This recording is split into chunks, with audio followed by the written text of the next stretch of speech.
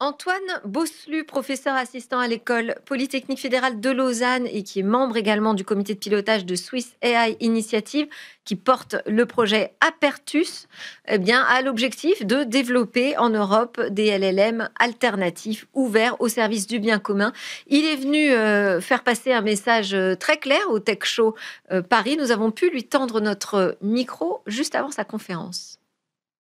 Antoine Bosselu, bonjour. Bonjour. Merci d'être avec nous. Vous êtes professeur à l'École Polytechnique fédérale de Lausanne. Vous êtes également membre du comité de pilotage de Swiss AI Initiative qui a lancé un projet dont vous êtes co-responsable qui s'appelle Apertus et qui vise à développer des LLM pour le bien commun. Alors vous allez nous expliquer ce que ça veut dire pour le bien commun. Ça veut dire répondre à certaines normes éthiques, peut-être environnementales.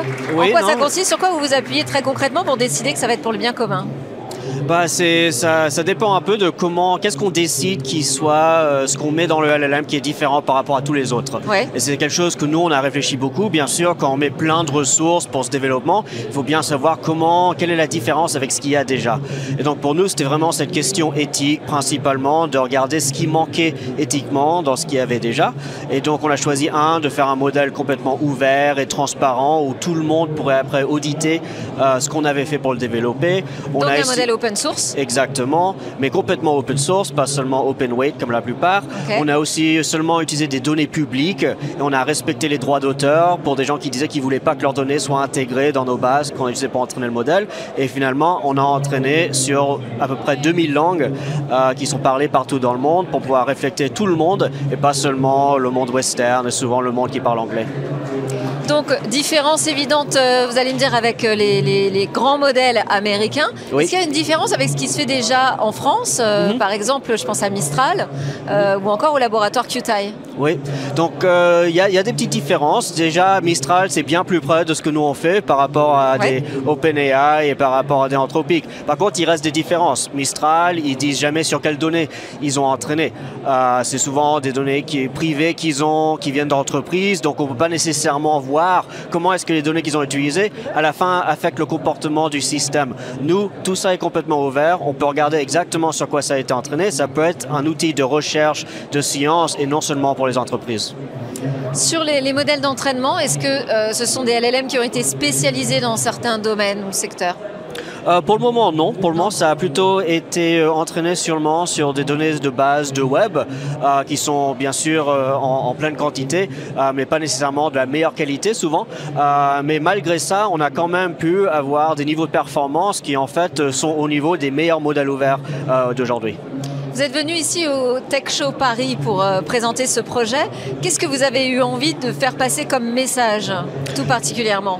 Le message particulier que je veux passer, c'est que c'est vraiment une opportunité maintenant pour réfléchir à comment on veut développer les IA du futur. Bien sûr, ChatGPT a 3 ans, ça nous a pris par surprise. On a pris 3 ans pour essayer de se rattraper où on est. Maintenant, c'est vraiment le moment de réfléchir si on veut que l'IA de demain soit différente que celle qu'on est maintenant. Et pour ça, il faut prendre des décisions pour changer le développement, pour changer qui est représenté dans les IA, pour changer les données sur lesquelles on l'entraîne et comment en fait créer des environnements de collaboration pour créer ces IA très puissants. Mais comment justement on fait pour créer vraiment une dynamique en Europe? Parce qu'on entend beaucoup ce discours de dire que finalement on a une carte à jouer sur la sécurité des IA, sur des modèles plus éthiques, sur l'open source, mais il s'agit aussi d'animer une communauté, de la rendre vraiment active au point de créer un écosystème puissant. Exactement. Et ça, c'est exactement ce que je pense que les modèles ouverts peuvent faire. Bien sûr, on a des désavantages en Europe, on le sait. On n'a pas des compagnies de tech qui sont évaluées à des mille de milliards.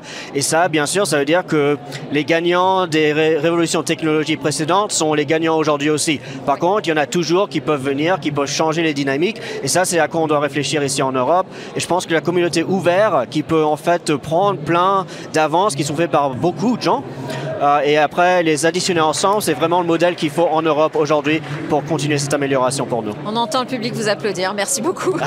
Dans ce cas-là, merci beaucoup. Beaucoup d'initiatives aujourd'hui se retrouvent derrière cette idée de créer vraiment un écosystème très dynamique autour des LLM européens et ouverts. On suivra ça dans Smart Tech. Pour le moment, c'est l'heure d'ouvrir un autre débat, celui de l'alignement de l'IA. Faut-il mettre ce sujet à l'agenda de l'Europe?